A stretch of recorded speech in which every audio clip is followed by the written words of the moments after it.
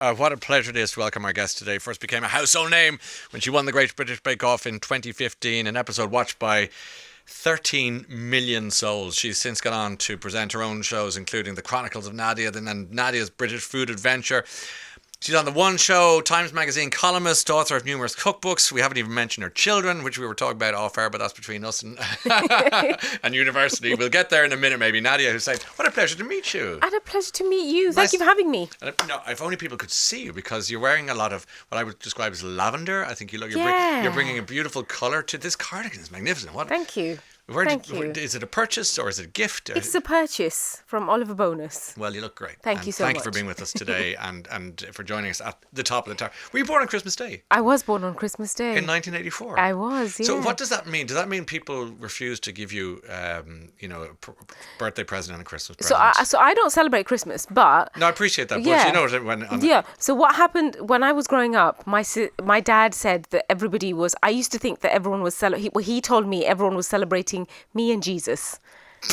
Okay. That's what. Yeah. So, and I was about 12, and my sister said, "That's enough, Dad. Just tell her the truth." Yeah. And I said, "What truth, Dad?" And he's like, "Okay, so it's not you. It's just Jesus."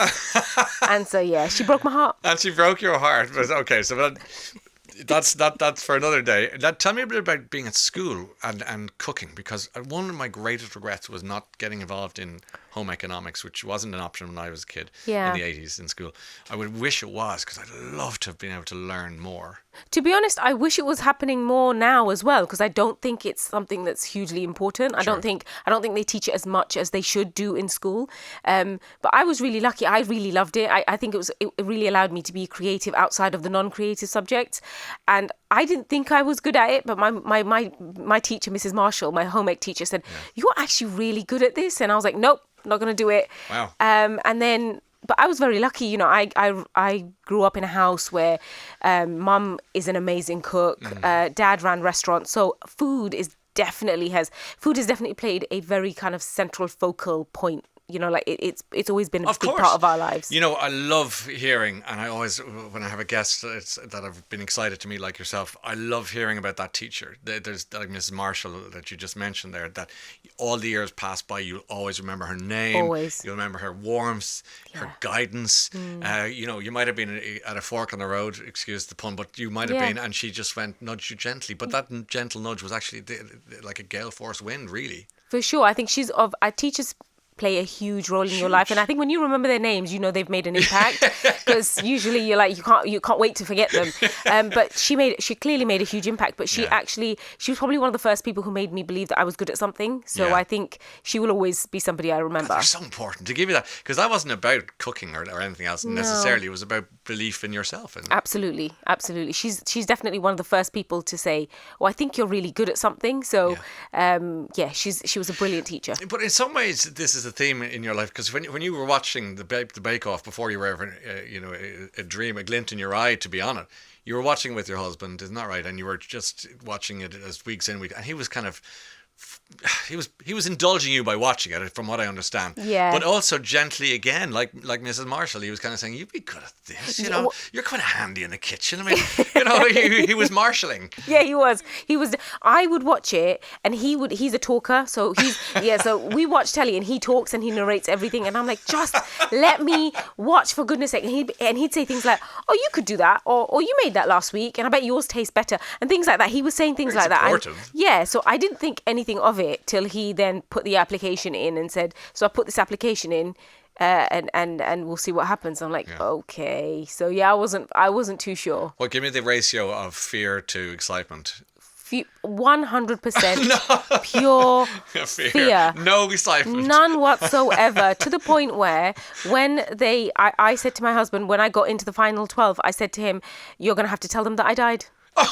I did. I said, "You were going to have to call them and tell them that I died." And he said, and he said, "Nope, I'm not doing it for you. You're going to have to call them and tell them you died." And I said, "Well, that's not going to work, is it?" We have a website now called rip.ie. No, we kind of fetishize death. So you would have loved that. You could just write your own application to it and right, okay. me. Fine, okay. But that took a dark swerve. But here we are. And you started it by saying. I did. I always start it. Yeah, I see. see that. I'm still stuck on the idea of your husband being the narrator of everything you watch. Does that include drama and the news and everything? Everything. He talks through everything. Like he always has to commentate on everything. How does that work? Yeah, does he have a mute button? No. Would you like him to have one? Well, occasionally, yes, but yeah, no, he doesn't. He talks through everything, which I kind of love because when he doesn't talk and he's not around, I'm like kind of quite miss the narration. But yeah, he's great. He's great. It's kind of like having kind of audio subtitles. You know, yes, I like that. Yeah, I like yeah, that. yeah. But we'll go back to the terror and your desire to kind of die rather than get the application accepted for Bake Off. From what I understand, a lot of this comes from, you know, you've talked about and you've written about panic and the fear of that. How did you conquer it? I mean, I was fascinated that you were about to go on a show that had millions of people. It's one thing getting up in front of a family gathering, or you know, in a classroom full of 30 people. Yeah. But knowing you were going onto the TV, knowing that you had a disposition to be afraid. Yeah. How did the twain meet? Well, I think my husband decided that he said. He just felt like I was at my lowest, I think. And he just said, you need to do something for you. Okay. And I think the desire to do something for me that doesn't involve my husband and my children was really strong. And I think in those moments where I was really scared, I would say, come on, I can do. I kind of used to pep talk and give myself affirmations.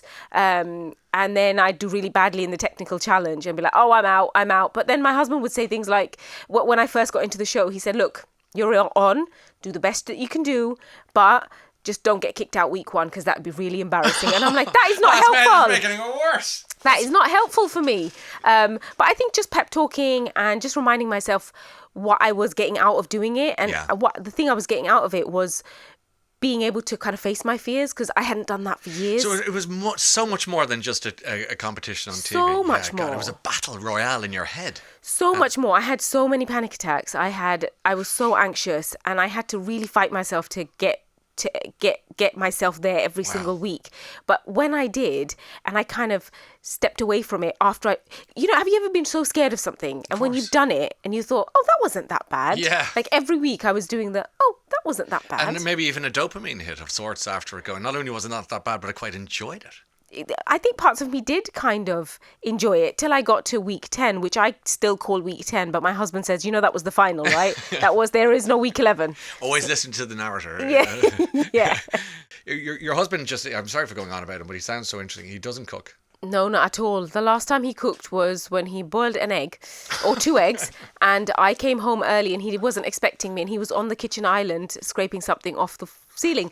And I was like, what are you doing up there? And he said, nothing. I didn't know you were going to be home. And he was like really frantic. And it's because he'd boiled eggs, forgotten about the eggs. The water evaporated and the eggs blew up into the ceiling. Yep. I've been accused. I see. I'm in the school of cookery that your husband's in, and right. I've been accused of what's called learned helplessness. Do you know what that might mean? Yes, I think that I might know what that. In other words, learn how to cook as something so that you're not constantly dependent on people like you in your lives who are just indulging us and our lazy attitudes. So how do you feel about that? Look, he's pretty good at laundry. And he hoovers quite frequently. And so for that, he kind of makes up for it. It's income in kind. Yeah. It's income in kind. Let's talk about Cook Once, Eat Twice. This is in your new book and TV show. Yes. And this is a great idea. I think it's something that my generation needs to know more about. I think my daughter's generation are probably on this already. Yeah. Talk to me about the crux of this story. This is all about cooking delicious things but saving yourself lots of time. The book is all about there's lots of great ready meal recipes where you can huge batch cooked recipes that you can pop into the freezer for the weeks ahead. There's a great chapter in there about waste products, the most wasted products, wasted foods in the most foods that. Yes. Let me get my words out. The foods that we waste most of, foods that we waste most in the UK. There's an entire chapter with recipes on how to use those. What are the big wastes? What are we throwing away? Bread, banana, milk. They're the things that we throw away. And so there's great recipes in there to use up, to make things with. And so this is all about kind of changing how we think about food. Yes. It's about making sure that we cook delicious things, but using our time wisely and using things and making sure we're not wasting things. There's a great recipe for a banana peel curry in there as well. A banana Okay. peel curry. Banana peels are absolutely delicious. Think of them as vegetables and think about how many banana peels we throw away. A little bit of spice, bit of onion, and you can make the most delicious curry using the peels. We are completely going to survive a nuclear war with you in our lives. Absolutely. So the Oh, banana yeah. peel, Yep. I presume is mixed in with like a beef or chicken or whatever. No, curry. it's completely vegetarian. Oh. Yeah, so you cook it down with some garlic, some onion, a few spices, and then you cook it down till it's lovely and soft, and you just eat that with a little bit of rice. Just absolutely delicious. We eat banana peels all the time, so I know there's lots of people thinking, can I? Yeah. Am I? Will I? And we throw banana peels away. Today, after your kids have come back and they've got their little banana peels in the lunchbox, Yeah. set them aside, give them a wash, love and it. make yourself a curry. I was telling you during Nickelback that just how impossible I am. I just like a really simple meal, like meat, potato, vegetable. Awful. I'm embarrassed about it. Do you think I could be converted to this way of eating? Or do you think when you get to a certain age, people like me just become impossible to please or to change? No, I think there's hope. I think there's hope. There's hope? There is hope in everyone. There really, really is. And I think there's lots of people out there who probably want to. I think as a nation, we're much more conscious of what we're wasting, and we're Okay. trying to save a little bit more money now, and we're just trying to be just more mindful of what we throw away. And I think this book is a great example of the fact that you can do that, like you can save, you don't have to waste, and there are ways of using up ingredients that you would otherwise thrown away and make delicious things, you know. So there's great recipe in there for yummy clementine sugar. So you just dry the clementine peels, which I have tons of all the time. I threw them out this morning. Yeah, just leave them on the windowsill, let them dry out, blitz them up with some sugar, and you've got clementine sugar, which I use in hot chocolate. I love the term blitzing it up with sugar as well. That Yeah. that already has me interested. Yeah. I want to blitz that Blitz it rind up. All right. Okay, you brought in a box, Nadia. I did. I can't come here and not bring you some No, I food. appreciate that. Okay, and is this stuff that you took out of your brown bin under your sink and No. reconverted into? It's all delicious and yummy. Everything you do is delicious and yummy. I have no doubt about it. But here it is. So this is the box. Oh, I just got a flash of the brilliance in it. Yes, Okay, go and have so a look. I'll try to. Now Owen is filming this so that we can see this on the socials later on. Oh, this. Oh, look. So what am I looking at here? So These you've got smell delightful. white chocolate and salted caramel brownies, and then you've got bread granola. So this is using up leftover bread that you would have thrown away, and we've made a granola out Now of it's it. not green and moldy bread, is it? No, just No. bread that you just bread. You know the ends. You know, so the ends that Oh, people the don't heels. eat. Yeah, okay. The bits that people don't eat, Okay, or bits of bread that have gone dry, and And those. these four delights here. And they are corn chowder pies. So I've got a recipe for a huge corn chowder, and then you take half of it, and you eat one half as chowder, and the other half you make into these delicious little pies. And the brown, I'll pass them around to everyone to try. But the brownies, are they made from what is it? Discarded, leftover, like what? No, but they're all